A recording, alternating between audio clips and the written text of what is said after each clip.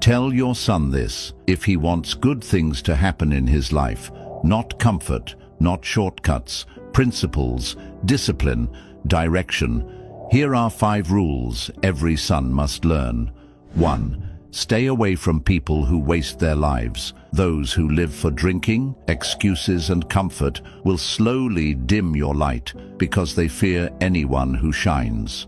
2. Study. Learn something valuable. Step into knowledge and wisdom. No one is coming to fix your life for you. Those who stop learning get left behind. 3. Take responsibility. If you see something on the ground, pick it up. Wherever you go, leave things better than you found them. That's how character is built. 4. Respect money, but don't worship it. Don't waste it trying to impress others. Protect your name and your word. Your reputation is worth more than any luxury. 5. Keep God in your heart and learn to serve others. Those who give with sincerity are always repaid by life itself. And here comes the most important part.